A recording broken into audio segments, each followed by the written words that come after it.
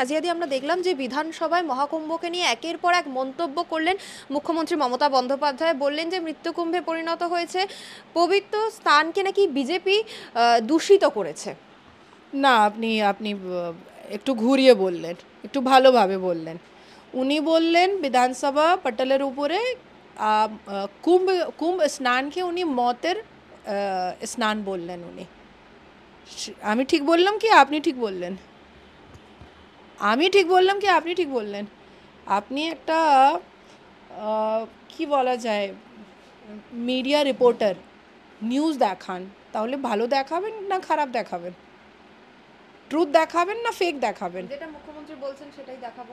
হ্যাঁ, তো মুখ্যমন্ত্রী কি বললেন? মতের কুম্ভ বললেন। তাহলে আপনি কেন লুকিয়ে দিলেন ওই কথাটা? একটা ধার্মিক স্থানকে, একটা সেন্টিমেন্টাল স্থানকে, একটা পবিত্র জায়গাকে উনি মতের কুম্ভটা বলে দিলেন। আজকে আমি ন্যাশনাল নিউজ চ্যানেল উপরে অ্যাজ আ প্যানেলিস্ট আমি বসলাম, যা পাবলিক রিভিউ ছিল কুম্ভ প্রয়াগরাজের, পাবলিক বলছে कि মমতা বন্দ্যোপাধ্যায় উনি যা বললেন সেটা আমরা খণ্ডন করছি, সেটা আমরা কখনো স্বীকার করব না, আর ওনাকে মাফি মাংতে হবে। এবার আমি বলছি, যা স্ট্যাম্পেড হয়েছিল, এত মত আর এত রেপ হয়েছিল মক্কাতে 2018-তে, 2015-তে, 2019-এ, তার উপলক্ষে মমতা বন্দ্যোপাধ্যায় কিছু বলবেন না কেন?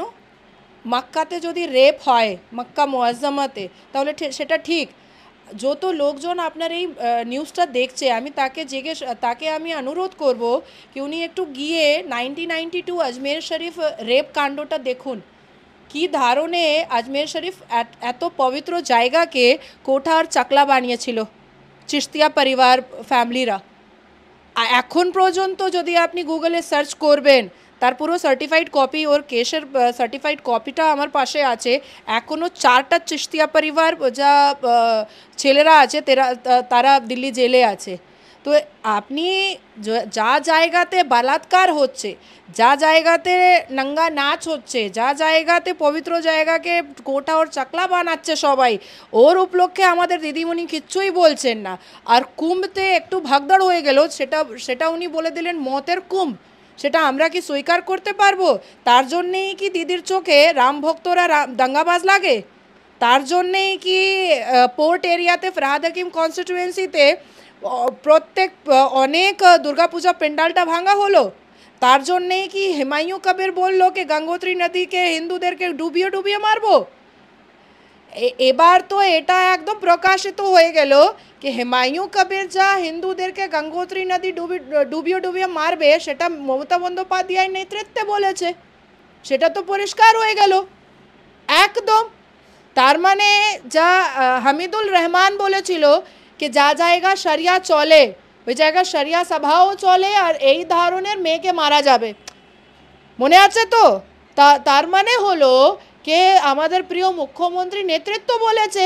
তার মানে এটা হয়ে গেছে कि সবাইকে বোকা বানাচ্ছেন আমাদের প্রিয় মুখ্যমন্ত্রীকে। এটা সাংবিধানিক রাজ্য, এটা তো শরিয়া রাজ্য হয়ে গেছে।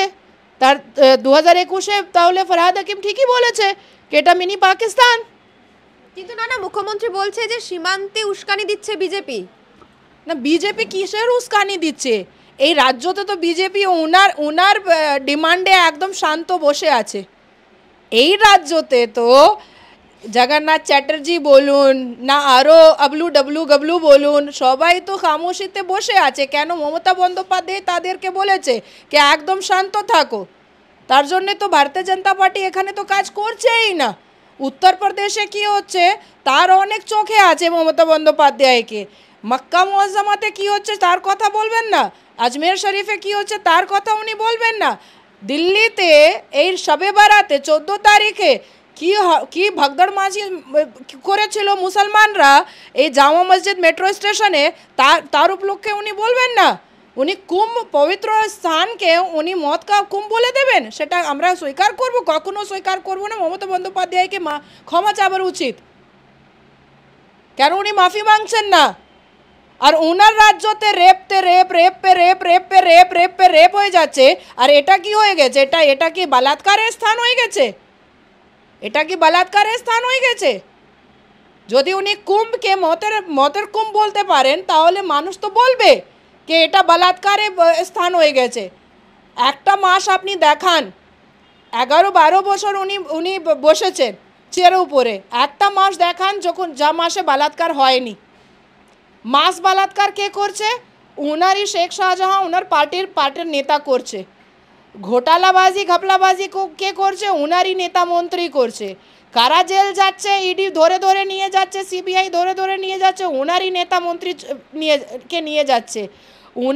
ওনারই মুখপাত্র কুণাল ঘোষ আগে বলেছিল মমতা বন্দ্যোপাধ্যায় হলে চোরের রানী। আমরা তো বললাম না। আর এখন যা ভারতীয় জনতা পার্টিকে নেতৃত্ব করছে তারা তো মুখ্যমন্ত্রী দালাল, তারা তো বলবে না, তারা তো টাকা পাচ্ছে থয়লা থয়লা, তারা তো বলবে না। এই সব অসাংবিধানিক কথা আর এই সব আধার্মিক কথা আমরা কখনো স্বীকার করব না। আমিও যাচ্ছি পরশুদিন কুম্ভ স্নান করতে, এবার দেখি জীবিত আসবো না ওখানে মৃত্যু হয়ে যাবে সেটাও দেখব। আমার মনে আসছে আসার পর আমার মৃত্যুও এখানে মমতা বন্দ্যোপাধ্যায় নেতৃত্বে এই বাঙালি হতে পারে, কিন্তু উত্তরপ্রদেশে কুম্ভে কখনো হতে পারে না। কিন্তু না দিদি, আপনি বলছেন যে আপনি কুম্ভে যাচ্ছেন, মমতা বন্দ্যোপাধ্যায় বলছে ভিআইপিদের জন্য আলাদা ট্রিটমেন্ট, সাধারণ মানুষদের জন্য সেই ট্রিটমেন্ট নেই বলেই নাকি আজকে এত মৃত্যু হয়েছে। না আপনি যখন হজ করতে আমি যাব তো আমাকে প্রোটোকল নিয়ে যাবে, আর যদি সাধারণ মানুষ যাবে তো ধাক্কাম পেল, ভার্বাল মলেস্টেশন, বলাৎকার, চিমটি, আগে হাত দেবে, পিছনে হাত দেবে, সব করবে। আমি 2 বার আজমের শরীফ জিয়ারত করলাম, আমাকে পুরো প্রোটোকল দিয়ে পুরো ঘেরে ঘুরে আমাকে নিয়ে গেল, জিয়ারত করে নিয়ে আসলো। সেটা উনি ঠিকই বললেন, কিন্তু এটা তো মক্কাতেও চলছে, এটা তো মদিনাতেও চলছে। আমি কম যাচ্ছি, আমি তো ধাক্কা খেয়েই যাব ভাই, ধাক্কা খেয়েই যাব। কিছুদিন আগে অনেক নেতা মন্ত্রী গেল, অনেক ফিল্ম অ্যাক্ট্রেস গেল, তারাও তো ধাক্কা খেলো। তারা তো নিজের পুরো ফুটেজটা দেখালো কি আমরা ধাক্কা খাচ্ছি, সবাই ধাক্কা খাচ্ছে। আর আদরণীয় প্রধানমন্ত্রী যখন কোথাও যাবেন তাহলে তো ওনাকে তো প্রোটোকল দিতেই হবে, উনি তো দেশের প্রধানমন্ত্রী। গৃহমন্ত্রী যদি যাবেন তাহলে ওনাকে তো প্রোটোকল দিতেই হবে।